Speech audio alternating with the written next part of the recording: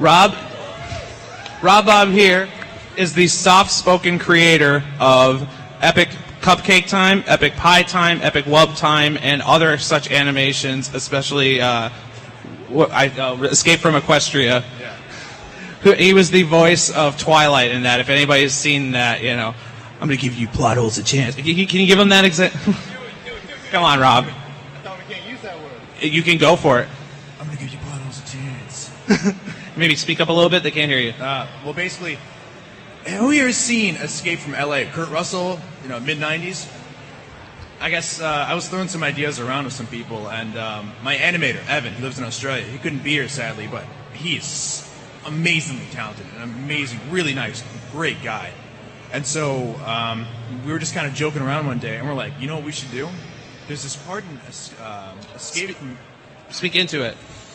Yeah, there's this part from Escape from L.A. where Kurt Russell basically has these bad guys surrounding him. So he's like, who wants to play some Bangkok rules? And like he picks up a random can. So the thing is, you throw up the can, and when it hits the ground, everybody shoots each other. So instead, he throws the can, he just shoots everybody. Yep. So what we did was instead we switched it because the future Twilight, everybody is like, oh, he's Solid Snake, and speak up. You're gonna have to yell it, man. All right, I guess I need to yell this then. Louder. All right, so the way it works is that Twilight, she has the eye patch in that future episode. So everybody's like, oh, it's Solid Snake, oh my God. But at the same time, other people think it's Kurt Russell from Escape from New York, Escape from L.A. So what we did was we put her in that scene, and we basically switched her voice. So she starts off with a Twilight Sparkle voice, and then she just switches to it. So it's basically just a parody of that scene, except for it's Twilight Sparkle instead of Kurt Russell. Okay, I don't think they heard your impression earlier. Is there a way earlier. to increase the sound of this mic? All right, how about this? Does this sound better? There we go. You just have to eat the microphone, man. I don't want to eat mic. You need to eat the microphone. Oh, okay. There you go. So, who wants Rob to eat the microphone? What is this? The fans have spoken. Concert. All right, do it for great justice. Well, what would everybody like to know? What would you like to see a preview of our next coming animation? All right, for this one, I decided to do something a little bit different. Is anybody here familiar with a certain cartoon show from the early 2000s called Jackie Chan Adventures? Well, Rachel, could you play the clip? Okay, they're resetting the projector, but way back in December and around then, I interviewed Rob on EverFree Radio, and we've been talking since. And and when he first told me about this idea, I just laughed my head off because I love that show personally. And so this is I'm really excited that he's actually going to do this because that show it's really underappreciated. I think if you haven't seen Jackie Chan Adventures, it's got a lot of great framework. It's got Jackie Chan literally at the end of every episode talking about his favorite color or his favorite exercise routine or whatever. And then so anyway, do we have the projector ready to go? It says Uncle Equestria. Okay. All right. Here goes.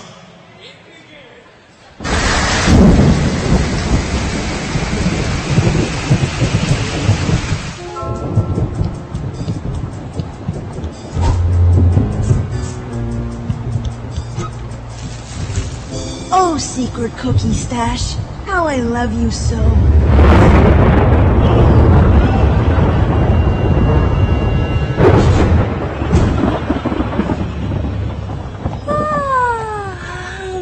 Spike, what are you doing?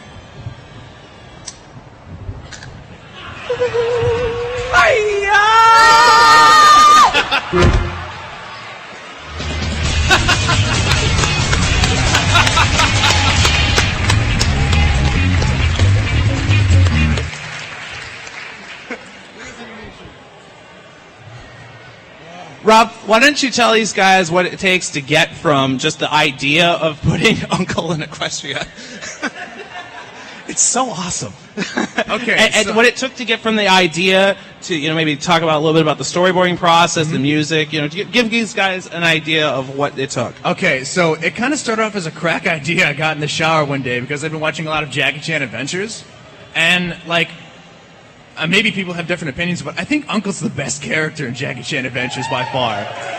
So he's like this eccentric old man, and I'm like, wait a second. So what would happen if he ended up in Equestria and they needed to try to figure out a way to get out? So he thinks that somehow he turned everybody into ponies, but he didn't. So he's there trying to figure out how to fix everything, and basically Twilight Sparkle has to deal with all the BS he's doing the entire time. And she's like, why do I have to deal with this? And so it's kind of this just weird story of him there trying to figure out how to fix things, and basically all the other ponies having to deal with him being Uncle. So actually, he's right here. The storyboard were done by the artist Makan. He's also a really great musician. He actually composed the background composition that maybe you guys did or did not hear over the background noise. But give it up for Makan. He just amazing storyboard. Rachel, if you actually kind of go through some of them. So what we did was we basically started with just some rough concepts of what would happen. So we started off like a kind of spooky nighttime scene. You see Spike sneaking around. He kind of goes there. We originally had him with pajamas to try to make him look like, oh, look at Spike. He's at night. He's so adorable. But that kind of got cut out for time. We might do that later. So the way it works is we wanted to really mess with kind of lighting and stuff like that. Try to go for... I like throwing curveballs. So everybody's like, oh, we just did epic wub time with all this dubstep. What, they're going to have more vinyl. And I'm like, what if I did something nobody expected ever? So I basically kind of came up with this idea because, a lot of the musicians, Mike the Microphone, Tombstone, a bunch of them were talking about Jackie Chan Adventures about the same time I came up with this idea. So I was like, you know what? I'm just going to throw everything to the wind and just say, I'm going to try to do a crossover between Jackie Chan Adventures and My Little Pony and see what happens. So we kind of have these different shots of, just roughed out shots of, thunder flashes and Uncle, Spike being scared. He's like, what? Drops the cookie. They both start screaming at the reaction of each other. And then we kind of cut to the opening screen. There's actually some later, I'll go into a little bit more detail of what you can expect. There should be some more after this. So basically, the opening shot afterwards would be kind of Pinkie Pie coming into Twilight's shop, which is now, in a 1 week, been turned into a Chinese trinket shop. No explanation, just Uncle's turned into his laboratory, as you can kind of see in the shot. So he's kind of doing there. He thinks Twilight Sparkle's Jackie Chan.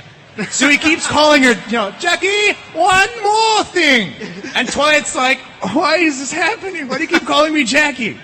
And so, she's just like, coming, Uncle. And there's some more after that I guess I didn't put in, but it's going to be this kind of, he thinks that, Spike is Jade, and he thinks Twilight's Jackie. And he's just kind of caught in this situation where he thinks all the other ponies are the people, so he's trying to change it around. And they're just like, what is this old man we've never seen before talking about? And, he starts swatting at Rainbow Dash when she, calls him an old man. He's like, respect your elders!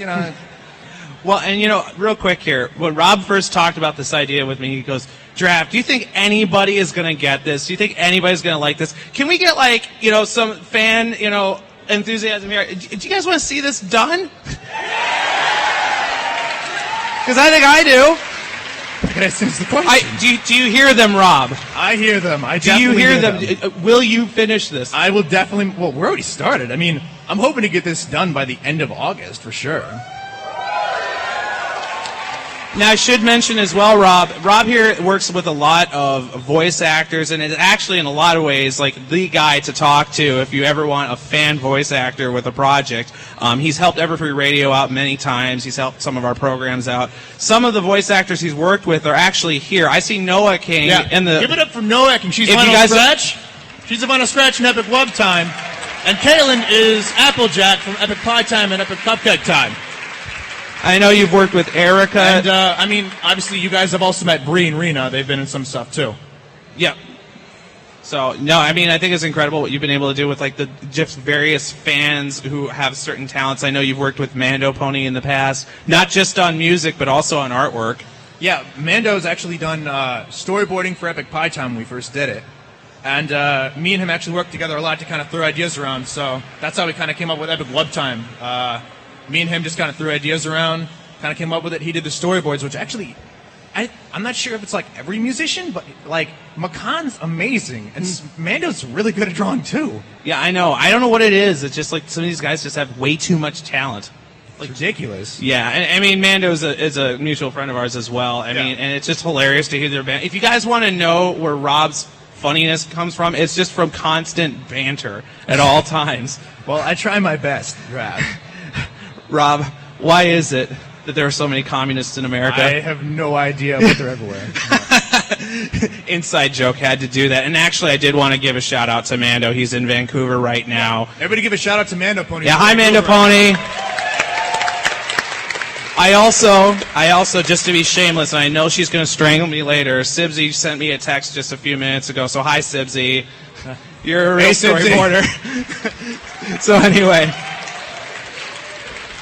Well, so I then wanted to now move on